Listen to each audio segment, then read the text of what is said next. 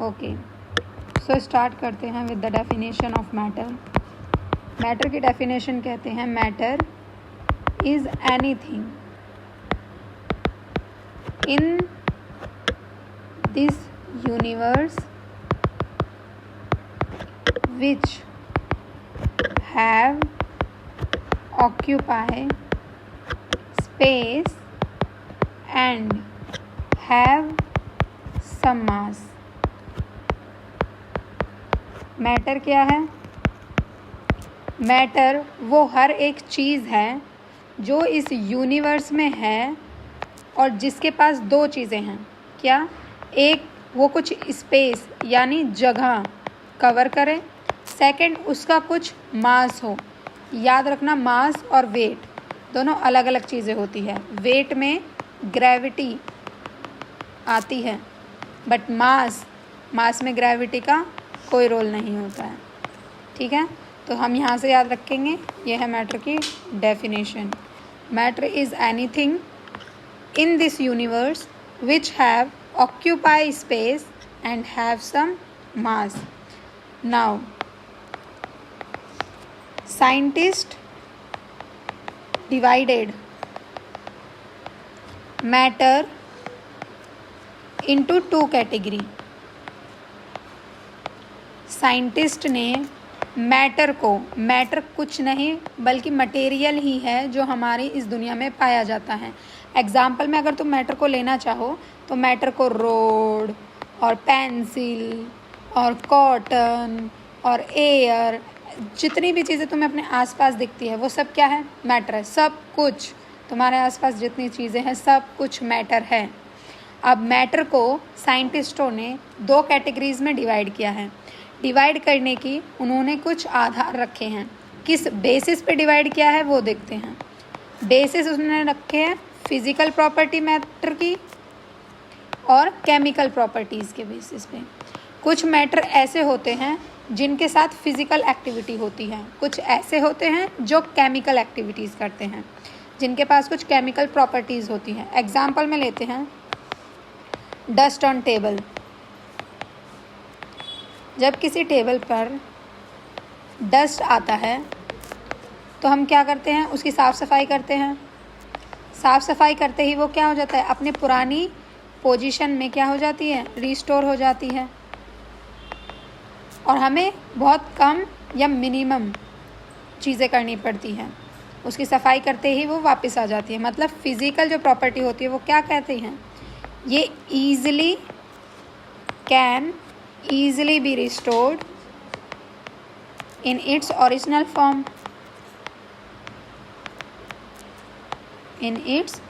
Form. तो physical properties क्या होती है जिनको हम क्या कर सके? उसकी ओरिजिनल फॉर्म में वापस ला सकें। केमिकल प्रॉपर्टीज़ क्या होती हैं? केमिकल प्रॉपर्टीज़ में एग्जांपल ले लेते हैं हम रस्टिंग ऑफ आयरन। रस्टिंग का मतलब है जंग लग जाना। आयरन का मतलब लोहा। लोहे को जब जंग लग जाता है तो हम उसे उसकी ओरिजिनल फॉर्म में वापस नहीं ला पाते हैं। ये एक केमिकल चीज़ होती है, ये एक केमिकल प्रोसेस के कारण होता है। ठीक है, तो इसीलिए हम मैटर की वो उस पर्टिकुलर प्रॉपर्टी को केमिकल प्रॉपर्टी कहते हैं। एक ही मैटर की केमिकल प्रॉपर्टीज़ भी हो सकती हैं और फिज़िकल प्रॉपर्टीज़ भी हो सकती हैं। ठीक है, अगर उसी लोहे पे जंग ना लग के सिर्फ मिट्टी बैठ जाएगी तो हम उस मिट्टी को साफ़ कर देंगे, ये फिज़िकल हो गई।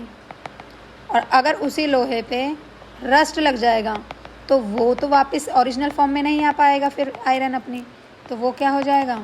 वो केमिकल प्रॉपर्टीज़ में आएगा। ठीक है, नाउ रस्टिंग ऑफ आयरन हो गया। इसमें क्या होता है? हार्ड होता है to restore in its original form. इसका एक बेस्ट एग्जांपल है कि दूध को आप कर्ड बना सकते हो, दही बना सकते हो, पर दही से दूध बनाना बहुत मुश्किल है या फिर कह सकते हैं नामुमकिन है। नेक्स्ट, अब आगे चलते हैं। कुछ प्रॉपर्टीज़ हैं। मैटर किससे बने होते हैं? मैटर बने होते हैं पार्टिकल से, स्मॉल पार्टिकल से। अब ये कैसे बताएंगे हम कि स्मॉल पार्टिकल से बने हैं? एक बॉक्स लीजिए, उसमें आप वाटर डालिए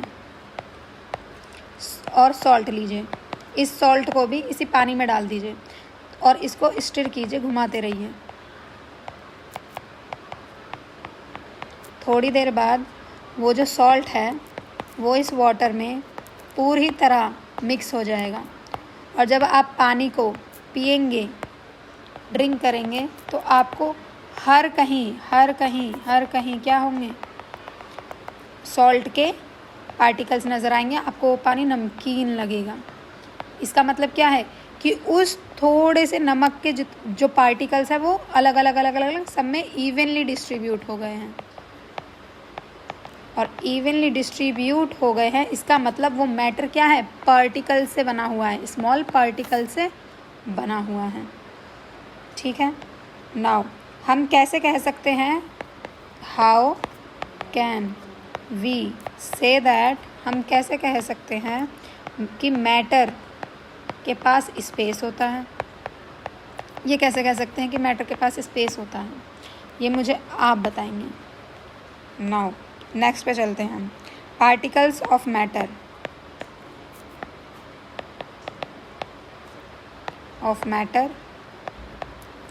also possess काइनेटिक एनर्जी। इसके लिए हम एक एक्सपेरिमेंट कर सकते हैं। हम ये कह रहे हैं कि जो मैटर के पार्टिकल्स होते हैं वो पोजेस करते हैं काइनेटिक एनर्जी। मतलब काइनेटिक एनर्जी मतलब होता है कि इधर उधर बहुत भागते हैं। अब ये कैसे होता है? चलो चेक करते हैं। आपने कभी डार्क रूम देखा है? डार्क रूम में अगर कहीं से एक छोटा सा होल कर दिया जाए और वहाँ से जो रोशनी आती है वहाँ पे छोटे छोटे पार्टिकल होते हैं जो क्या करते हैं? इधर उधर घूमते रहते हैं, रैंडम मोशन में होते हैं। और वो उनका जो रैंडम मोशन है उसे ही क्या बोलते हैं? Kinetic energy. ठीक है। तो हम ये कह सकते हैं कि particles of matter also possess kinetic energy. ये एक इसकी प्रॉपर्टी हो गई है। ठीक है। अब नेक्स्ट है डिफ्यूज़न। क्या होता है डिफ्यूज़न? डिफ्यूज़न होता है intermixing of particles of two different types of matter on their own is called diffusion. Diffusion क्या होता है? जब पार्टिकल्स, किन्हीं दो डिफरेंट टाइप के पार्टिकल्स बिना किसी फोर्स के, बाहरी फोर्स के, एक्सटर्नल फोर्स के जब इंटरमिक्स हो जाते हैं तो उसे हम डिफ्यूज़न कहते हैं। एग्जाम्पल में डियो, जिसे हम सेंट कहते हैं, जब हम सेंट लगाते हैं तो वो क्या कहते हैं? वो हवा में, एयर में मिक्स हो जाते हैं और हमें उसकी स्मेल आती है। तो वो क्या है? इंटरमिक्सिंग हो गया है। तो इसको बोलते हैं डिफ्यूज़न। जब बिना किसी फोर्स के दो अलग अलग मैटर के पार्टिकल्स क्या हो जाए?